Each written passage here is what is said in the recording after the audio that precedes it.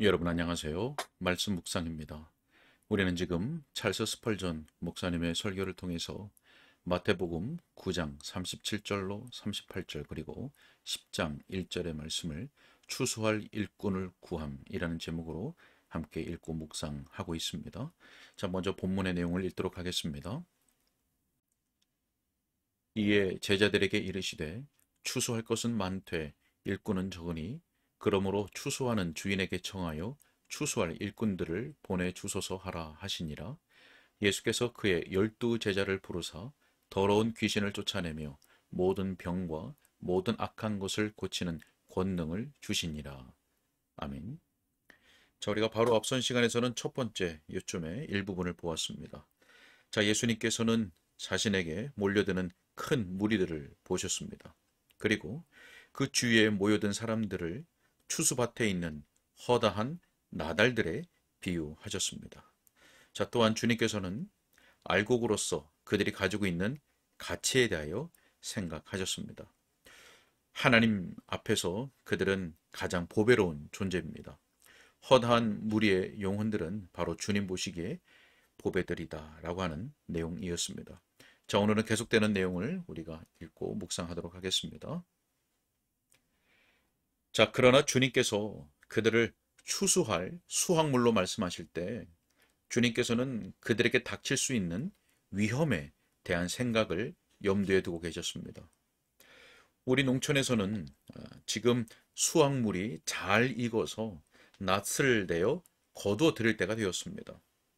그러나 어떤 큰 땅의 소유주는 자기의 광활한 밭을 따라 걸어가면서 이렇게 말하지 않을 수 없습니다. 내가 큰 수확물을 가지고 있도다. 저 넓게 뻗어 있는 밭들을 보라. 그러나 이 고장의 인구가 줄어들었고 사람들이 이민을 갔다. 그래서 일꾼들이 없다. 저쪽에 한두 사람이 일하며 있는 힘을 다해 하루 종일 그들이 쓰러질 때까지의 수고를 하고 있다. 그러나 베어들이지 않는 내 농장의 저 광활한 곡식들을 보라. 그것들을 벨 낯이 없구나. 그냥 방치되고 있는 것을 보니 몹시 괴롭구나. 자, 새들이 때로 몰려와 저 보배로운 나달들을 먹어치우고 있는 것을 보라. 금세 계절은 빨리 바뀌어 겨울의 습한 공기가 우리 위에 덮이는구나. 겨울의 선구자인 차갑고 설이 내리는 밤들이 벌써 당도하고 있다. 흰 가루병 병균이 곡물을 망쳐놓고 있다. 나만 아는 것도 껍질이 벗겨져 땅에 떨어질 것이다. 아니면 물기를 머금어 부풀어 올라 아무짝에도 쓸모없게 될 것이다. 여러분, 이 그림 속에서 구속주를 바라보십시오. 주님께서 오늘날 세계를 바라보고 계시며 속으로 이렇게 말씀하십니다. 이 모든 보배로운 허다한 영혼들이 구원받지 못할 것이다. 그들을 모아들일 추수꾼들이 너무도 적기 때문이다. 여기저기에 비범한 정력으로 온 힘을 다해 거두어들이는 사람들이 있다. 그러나 그들 모두가 다 거둬들이는 일로 인하여 기진하여 있다. 내가 그들과 함께하고 복된 곡식단들을 집으로 들여보내지만 그 많은 것들에 비해 이 사람들밖에 없단 말인가. 자, 보십시오. 형제 여러분. 여러분은 눈으로 그것을 볼 수 있습니까? 여러분은 독수리의 날개로 날아올라 곡식을 거둬들이지 않은 그 광대한 들판을 지치지 않고 다 돌아볼 수 있겠습니까? 보배로운 나달들이 있습니다. 그런데 그것들이 썩어가고 있습니다. 망쳐지고 파멸되어 하나님을 잃고 영원한 손해를 당하고 있습니다. 사정이 그렇게 된 것이 그 위대한 농부를 슬프시게 합니다. 오늘날도 역시 마찬가지입니다. 그렇게 된 것이 주님의 이름과 그 동료 사람들을 위하여 우리는 마땅히 슬프게 생각해야 합니다. 보배로운 허다한 영혼들이 망하고 있었습니다. 구주께서 그것을 슬퍼하신 것입니다. 자, 또한 구주께서 또 다른 생각을 갖고 계셨습니다. 곧 그 수많은 군중들을 가까이 접할 수 있다고 생각하셨습니다. 왜냐하면 사마리아에서 사람들이 우물가로 몰려나와 주님의 말씀을 들으려 했을 때도 같은 표현을 쓰셨기 때문입니다. 그 사람들은 여인들의 이야기를 듣고 호기심에 발동하여 이끌려 나온 사람들이었습니다. 요한복음 4장 35절 말씀에 너희 눈을 들어 밭을 보라 희어져 추수하게 되었도다 라고 말씀합니다. 자, 사람들이 말씀을 들을 준비가 되어 있을 때 밭에 있는 곡식들이 추수할 정도로 익은 셈입니다. 우리 주님께서 뜻하신 바는 곡식이 이제 낫을 댈 정도로 자라게 되어 사람이 밭에 들어가 낫을 대지 않으면 안 되게 되었다는 것입니다. 그 결과가 분명하게 따라올 것입니다. 그때는 복음을 설교하는 것 외에 어느 것도 필요하지 않을 때입니다. 복음 설교를 듣지 못하면 망할 영혼들이 분명히 모여들 때가 바로 그때입니다. 나의 형제들이여, 어느 때든지 세상이 복음을 들을 귀가 막혔다고 저는 믿지 않습니다. 그 수많은 사람들을 누가 모았습니까? 아우구스티누스와 크리소스톰 같은 사람들이었습니다. 그들이 설교한 것은 예수 그리스도의 복음뿐이었습니다. 여러분, 누가 그들을 모았습니까?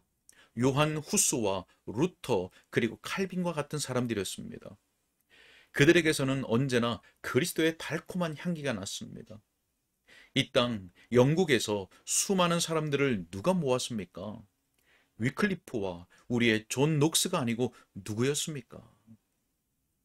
그들은 백성들이 쓰는 보통의 언어를 사용하였고 예수 그리스도의 십자가에 못 박힘 외에 어떤 주제도 말하지 않았습니다. 그 수많은 무리들은 철학을 들으러 오지 않을 것입니다. 철학을 듣느니 차라리 거미들에게 갈 것입니다. 오직 예수님과 그의 보배로 오신 피만 설교하십시오. 누구든지 그리스도를 믿는 자는 구원을 받을 것이라고 말하십시오. 그러면 그 수많은 사람들이 여러분의 설교를 기쁨으로 들을 것입니다. 저는 지난 주간에 한 선교사로부터 어떤 이야기를 들었습니다. 그 선교사는 화려하게 꾸민 싸구려 술집과 가장 하류층에 속한 사람들 속에서 주님을 위하여 밤에 일하고 있습니다. 그런데 그가 그런 곳에서 무리한 일을 거의 당하지 않았습니다. 사람들은 그의 책자를 받았고 그의 친절한 말에 감사를 표했습니다. 우리 도시 선교사들과 허들의 작업장에서 일하는 사람들을 전도하는 사람들은 대체로 사람들이 복음에 기꺼운 관심들을 보이고 있다는 주장을 합니다. 여러분, 밭들이 우리에게 그 곡식들을 거두어라고 요청하고 있습니다. 그러나 추수할 일꾼들이 충분하지 않습니다. 일꾼이 모자라 알곡이 망쳐지고 있습니다. 복음을 들을 사람들을 만날 수가 있습니다. 복음을 전할 수 없는 나라가 어디 있습니까? 중국이 굳게 닫혀 있었습니다. 그러나 지금 여러분은 그 나라를 종행으로 누비고 다니면서 그리스도에 대해서 말할 수 있습니다. 원하기만 하면 말입니다. 일본이 여러분에게 열려 있습니다. 아프리카가 그 중심의 은밀한 곳을 드러내 놓았습니다. 임봉하여 굳게 닫혀졌던 스페인이 오늘날 열렸습니다. 이탈리아가 같은 자유를 누리고 있습니다. 온 세상이, 온 세계가 지존자의 추수꾼을 기다리고 있습니다. 그러나 그들이 어디 있습니까? 추수할 곳은 많되 일꾼이 적으니. 자, 또한 일꾼이 즉시 필요하다는 개념이 그 비유적 표현 속에 포함되어 있습니다. 왜냐하면 추수할 것을 거두는 일이 농부에게는 지금 아니면 절대로 할 수 없을 만큼 중대한 문제이기 때문입니다. 농부는 말합니다. 내가 추수를 연기할 수만 있다면, 추수의 속도를 늦출 수만 있다면, 추수 만기까지 일을 계속해 나갈 수만 있다면, 이 해가 끝나는 11월, 12월에 겨울까지 일할 수만 있다면 추수할 일꾼의 문제가 중요하지 않을 수가 있을 것이다. 그러나 곡식을 안전하게 집에 모아드릴 수 있는 정한 시간이 있다. 겨울이 시작되기 전에 일이 맞춰져야 한다. 그렇지 않으면 우리에게 낭패다. 사랑하는 형제 여러분, 사람들의 영혼을 구원함에 있어서 허비할 시간이 전혀 없습니다. 그들은 영원히 살지 못합니다. 흰머리가 복음을 말해주기까지 기다리지 않을 것입니다. 다음 10년 동안 기쁨의 좋은 소식을 전하지 않고 연기한다면 말입니다. 우리는 반세기 안에 우리 인류를 위해서 성취할 수 있는 것으로 기대하는 것에 대해서 말합니다. 그러나 이 세대는 그 시기가 오기 전에 다 장사 지낸 바 될 것입니다. 당장에 익은 곡식들을 거두어야 합니다. 그렇지 않으면 다 망쳐버립니다. 그것도 신속하게 거두어 드려야 합니다. 그렇지 않으면 다 못 쓰게 됩니다. 오늘, 오늘 인간의 절대적 필요성이 그리스도인들의 자비에 호소하고 있습니다. 오늘 불신자들의 분명한 멸망은 거듭난 모든 인류를 향하여 탄원하는 목소리로 말하고 있습니다. 우리는 망해가고 있어요. 우리로 망하게 내버려 두실래요? 우리에게 복음을 지금 전달해 주셔야 우리를 도울 수 있습니다. 당신들은 지체할 것입니까? 자, 이렇게 하여 추수 비유를 선택하신 우리 구주의 의도를 알아보았습니다. 네, 오늘은 여기까지 읽겠습니다. 네, 주님께서 허다한 무리들을 추수할 수확물로 말씀을 하실 때 그들에게 위험이 있다는 의미를 담고 있으셨습니다. 곡식이 거둬들일 때가 되었는데 추수할 일꾼이 없다는 것입니다. 보배로운 영혼들이 이제는 익어 낫을 기다리고 있는데 만약 복음이 전하여지지 않는다면 그 보배로운 영혼들은 구원받지 못할 것입니다. 뿐만 아니라 곡식들이 추수할 정도로 익어 있다는 것은 사람들이 복음을 들을 준비가 되었다는 것이죠. 복음을 전할 때 익은 곡식들은 복음 설교를 기쁨으로 들을 것입니다. 복음을 들을 준비된 영혼들을 반드시 만나게 될 것이란 말씀입니다. 그렇기 때문에 결국 영혼을 구원하는 일에 있어서 허비할 시간이 없습니다. 오늘 우리는 복음을 설교하고 오늘 우리는 복음을 전해야 합니다. 하나님께서 준비하신 영혼들이 있다는 것은 복음을 전하는 우리들에게 담대함과 확신과 또 위로를 주고 반드시 복된 결과가 있다는 것을 보증해 주시는 말씀입니다.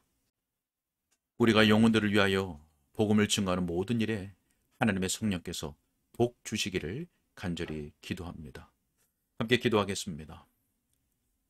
하나님 아버지, 택한 자들을 보내시고 그들로 복음을 듣게 하시고 구원으로 인도하시는 하나님 감사합니다. 하나님은 오늘도 신실한 추수의 일꾼들을 찾으시는 줄 믿습니다. 우리가 그 신실한 그 복음의 일꾼이 되게 하여 주옵시고 추수할 곡식들이 분명히 준비되어 있다는 것을 확신하고 모든 경우에 담대하게 복음을 증거할 수 있도록 도와주옵소서. 선을 위하여 애를 쓰다가 결코 낙담하는 일이 없도록 우리로 말씀과 성령으로 붙잡아 주옵소서. 주를 기도하옵고 예수님의 이름으로 기도하옵나이다. 아멘.